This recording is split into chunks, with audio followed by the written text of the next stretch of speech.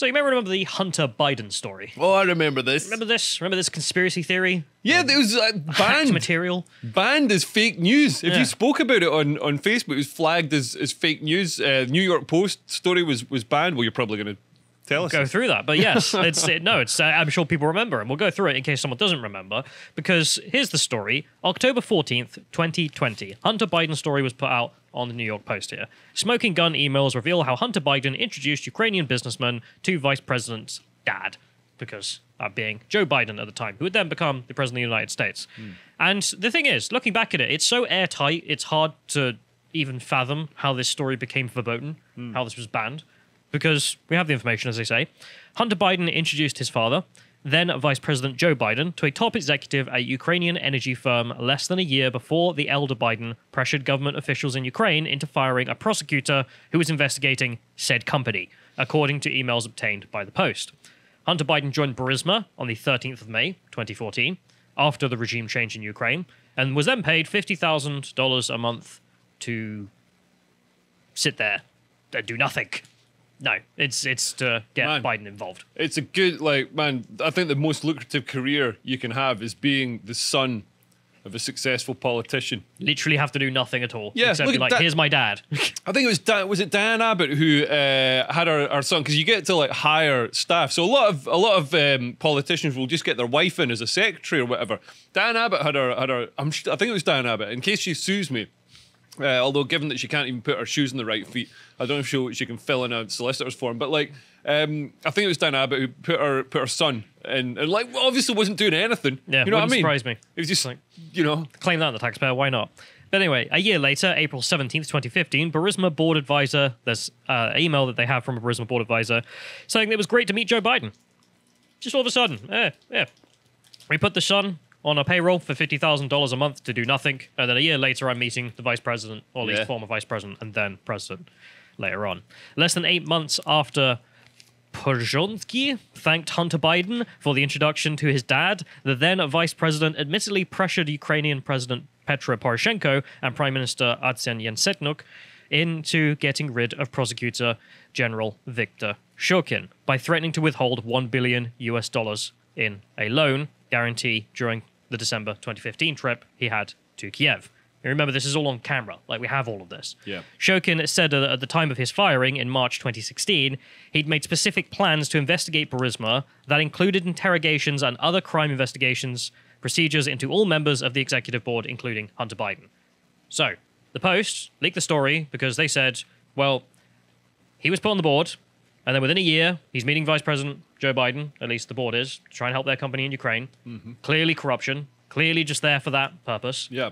And then, well, the Attorney General of the company starts investigating Burisma for corruption, and then Joe Biden, in his position, gets that guy removed through diplomatic pressure against the president. There we go, solid tie. I mean, that's the thing. It's backed up with written statements or video evidence of those statements from Biden and whatnot, and we have the emails. And then this, of course, just got banned. Because if we go to the next one, we can see this also just the evidence first. Because you can see here, this is Joe Biden on camera saying that he got the prosecutor general fired because he didn't want him investigating his son. It was on camera in 2018. Everyone knew. It was publicly available information. Very simple narrative backed up with evidence. Yeah, I mean, these conspiracies aren't really conspiracies when the people doing them appear on camera saying what they did. You can't conspire if you do it in public. Yeah. It doesn't work. But anyway, if we go to the next one, we can also see an interview with Hunter Biden at the time in which he just says, I wouldn't have got the job if I wasn't my dad's son because I have no skills. Great. So the family just admitted, yes, we did get on that board, or at least we got him on that board through utter corruption. Yes, we then did use Joe Biden's position to have diplomatic pressure put on Ukraine to make sure he wasn't investigated for corruption in Ukraine. Okay, and then we get this laptop story in which it's we have the emails confirming this, but we kind of already know because we got the public statements. So it's not out of the ordinary at all. And if we go to the next one, we have the full verification in the story as well, in which they just say, well, what else was on the laptop? Other material extracted from the computer includes a raunchy 12-minute video that appears to show Hunter Biden, who admitted struggling with addiction problems, smoking crack, while engaging in sex acts with an unidentified woman, as well as numerous other sexually explicit images. Do we have the pictures? I'm not going to show them. There's some classic pictures. In fact, Lawrence Fox is playing Hunter Biden in a film that's shortly going to be released. I've seen some of the behind the scene clips and stuff, and it looks hilarious. He's not method acting, is he? No. But I mean, Get addicted to crack. Man, I don't think anybody would try and keep up with Hunter Biden. Yeah, I smoked crack once. It was nice. It felt nice. Why? Why? Oh, somebody offered me some. Oh, you were like, that's a good idea. Yeah. Sounds like a terrible idea to me. But yeah, it felt really just nice. I felt elevated and do not endorse crack on this podcast. Oh no, absolutely not. Like, but it didn't feel like it was going to destroy my life, and so far it hasn't.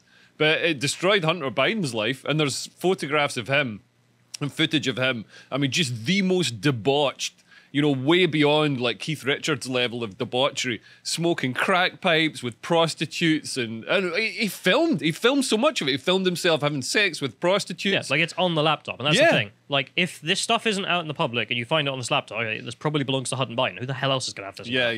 Yeah. And now, obviously, a lot of it is out in public. But at the time, a lot of it was quashed by the tech companies. Because if we go to the next one, we can see exactly that, which is Facebook and Twitter restrict controversial New York Post story on Joe Biden. Ooh, controversial.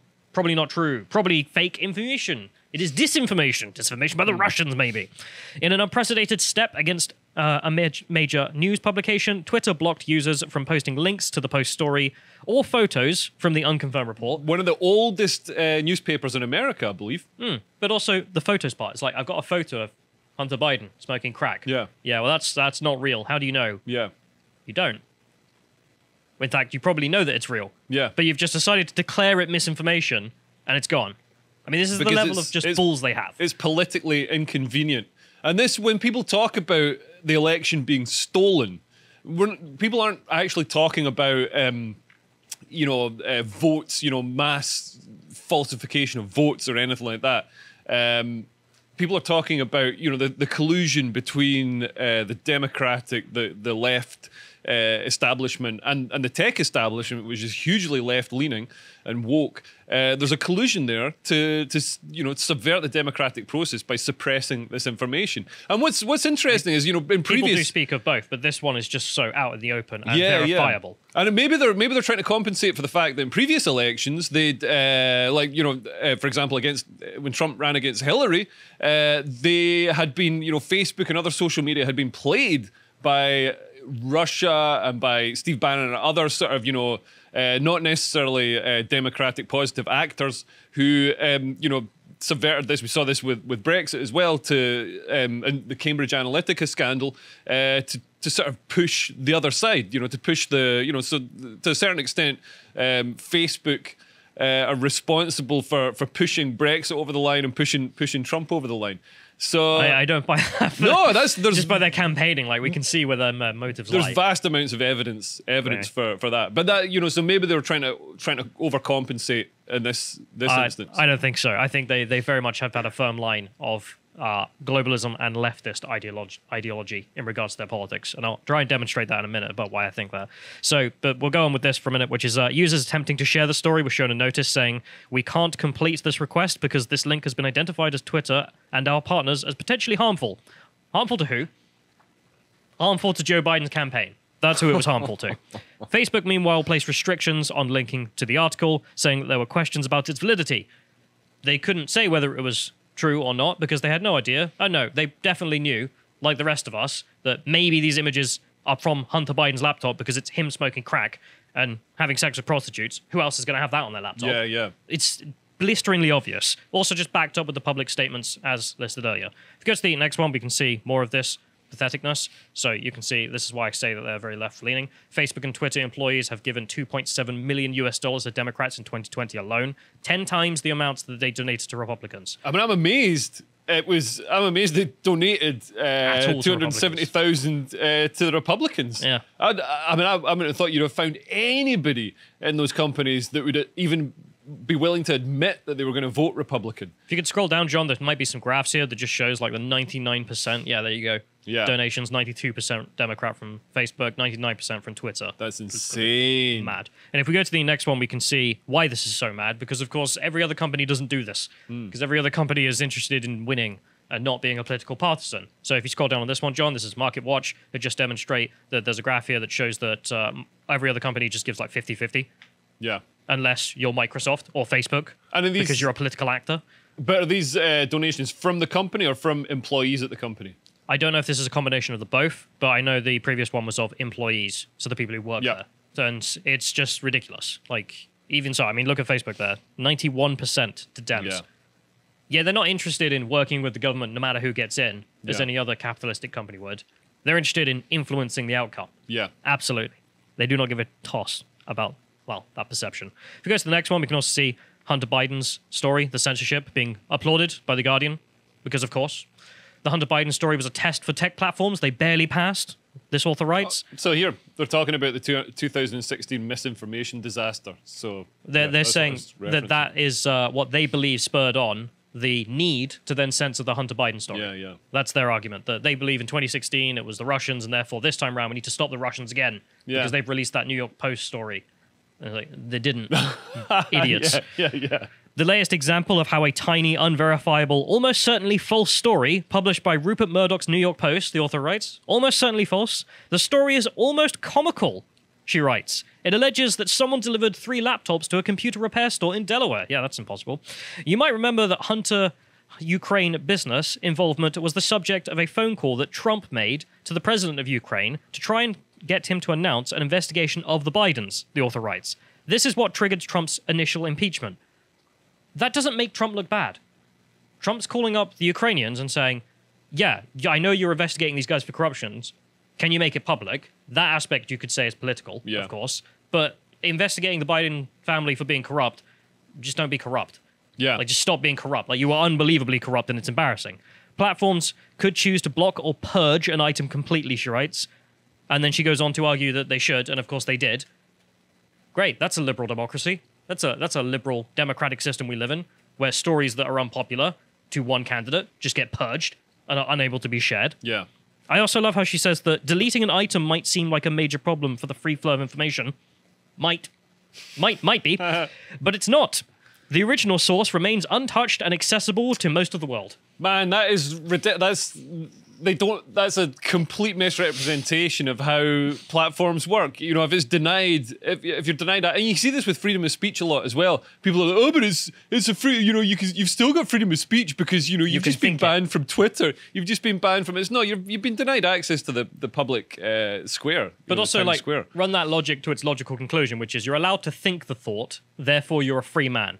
Yeah. You're not allowed to say it, but you can think it. So you've still got freedom. Yeah. Or you can go and shout it into a vacuum somewhere. That's allowed. So we've got free speech. It's like this is someone clearly just being dishonest. Yeah. There is no actual argument there other than I don't want you to read it because it makes my guy look bad. And if we go to the next guy, next link, we can see some more guys who are upset. So you can see the now press secretary, but at the time Jen Psaki working for Biden, saying that it's Russian disinformation. Dozens of former intel officers say. And if we go to that story itself, we can read that more than 50 former senior intelligence officers have signed a letter outlining their belief that the recent disclosure of emails alleging to belong to Joe Biden's son has all the classic earmarks of a Russian information operation. What? Do they back this up with any evidence? Do they buggery? Quote, we want to emphasize that we do not know if the emails provided to the New York Post by President Trump's personal attorney, Rudy Giuliani, are genuinely or not that they have any evidence of Russian involvement. So genuinely, they're just saying, we have no idea.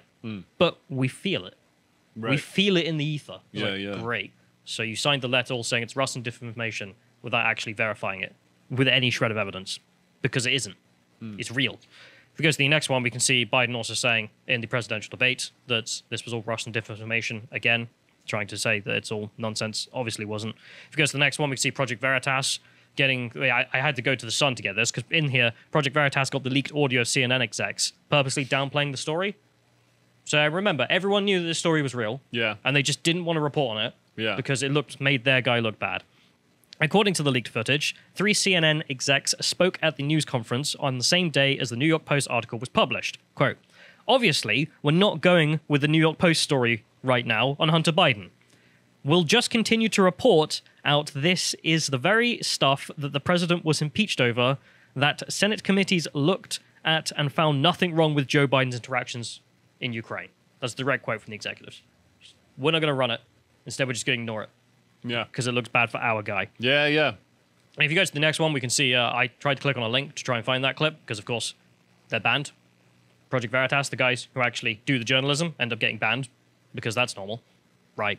Let's go to the next one, and we can see Jill Biden also saying this was all nonsense, and it goes on and on. If we go to the next link, we can see the fact that apparently 16% of voters said they would have changed their vote if they knew. Yeah. But they were denied that information by Facebook, by Yep. Twitter, by CNN. Could have Wild. swung the vote. I mean, it wasn't such a landslide for Joe Biden. No, certainly wasn't. And if we go to the next one, we can also see that, yeah, he's still corrupt. They're all still corrupt. Of course they are. Yeah. But this is the paintings thing. They got five... This is in a film. This is like literally in a film. Is it in? It's in a Christopher Nolan film. As a way of like transferring money to someone else. How do you money launder? Yeah. I've painted this crappy painting. Yeah. Pay me $500,000 for the painting. Yeah. Except that actually happened with Hunter Biden. Unbelievable. In the position where he's still being investigated, he's just like, yeah, I'll just carry on being corrupt. And if we go to the next link, we can see that all of this is now true. All of this is accepted truth. It was all true. All of it. Everyone knew. There was no reason to doubt it. Yeah. All they decided is, I doubt it because it makes my guy look bad. Yeah. And they used their institutional power at Facebook, Twitter, CNN, all the rest of them, to completely snuff out the story because they didn't like it. It wasn't favorable to their guy. I mean, I'm sorry, but that kind of control over the narrative in a supposedly free country like the United States is ridiculous. Yeah. And I don't know how on earth Republicans allow this to just keep happening. Because I remember there was a hearing after all this in which, was it Senator Cruz and Jim Jordan, all the rest of them, had Dorsey and Zuckerberg and grilled them about this. But then they did nothing. They just said, isn't it horrible that you've done this? And they were like, well, we've done what we've done. Yeah. And then everything moved on. They'll do this next time. Yeah. Whenever there's a story they don't like, they'll just get snuffed.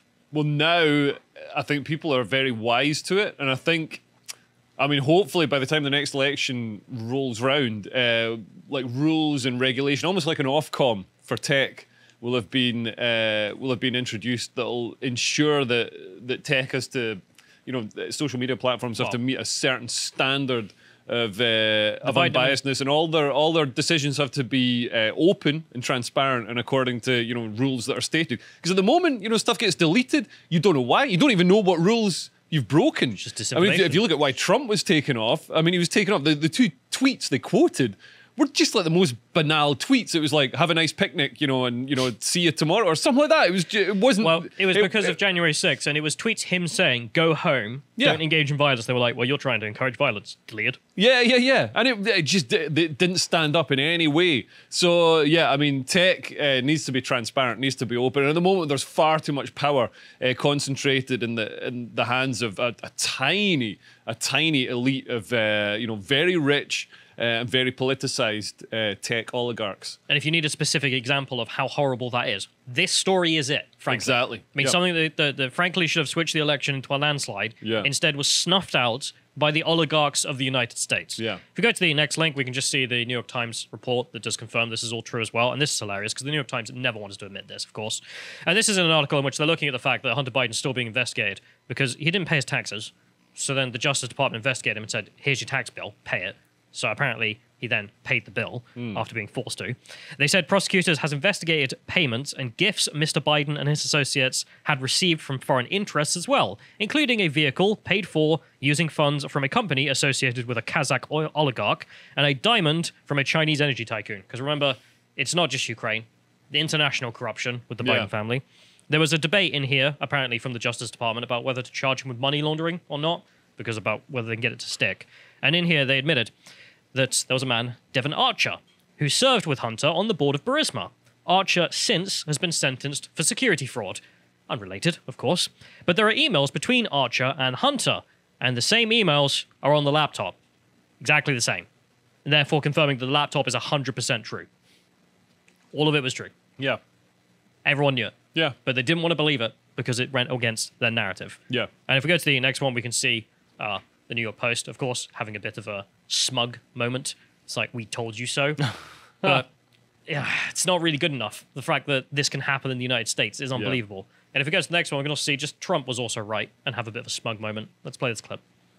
Leslie, And you think it's the biggest issue to campaign on? I think it's one of the biggest scandals I've ever seen, and you don't cover it. biggest... You want to talk about... Well, because it can't be verified. You want to talk I'm about telling insignificant things. I'm telling you. Of course it can be verified. Excuse me, We they found the cannot- laptop. Leslie, It can't be Leslie, verified. what can't be verified? The laptop. Why do you say that? Because Even the it's family verified. hasn't... The family on the laptop, he's gone into hiding. For 5 days, he's gone into hiding. He's preparing for your debate. Oh, it's taken him 5 days to prepare? I doubt it. I doubt it. Okay, All go right, ahead. all right. So let's get back to the name. Just transparent. Like the media opinion at the time, I just don't want to engage with it. Yep. Like we've now got it in black and white. Good Yeah. to have. At least good to have an admission. Yeah, Everyone was lying. I mean, it worked out for the best because, you know, I don't know, Biden stepped up to the plate with this whole Putin invading Ukraine thing. He's done so well. Like, and I think, you know, it helps if your son has got a corrupt business stake in a country that's been invaded. I think it helps, you know, helps focus attention. Whereas I'm not sure what Trump's response would. I'm not sure if Trump's response would have been, you know, the right. The right level to keep us all alive. We've done this previously, which is he actually a previous episode he spoke about this and he said, look, I literally called Putin on the regular and just said, don't do it. If you do it, you're going to regret it. And then the Afghanistan situation happened, and Trump's opinion is because we showed weakness there, then weakness was allowed to. And we showed weakness in Show. 2014 when, you know, they annexed Crimea Under Barack and Obama, took Donbass, and that sort of showed Putin, because I think Putin thought, well, they need my oil because we're still paying Europe. Europe is still paying $800 million a day to Russia. We're like, oh, we're taking McDonald's out. You know, no, we're still paying him. Still giving him the money for his invasion. It's mental. But anyway, So- that's the story with the New York Post. Yeah. Completely confirmed. Everyone who believed it was in the right. Those who ignored it purposely were in the wrong. And the oligarchs who run the United States need to be put in their place. Yeah. Can't be allowed to happen again. If you appreciated that segment from the podcast of the Lotus Eaters, you can go to lotuseaters.com to get access to all the premium content we have on the site, such as this premium hangout that Josh and Thomas did together, this one on should capitalism be restricted because can free markets and morality coexist? If you want to follow Thomas, you can also follow him at Getter at Thomas Dowling on Getter. Thank you and goodbye.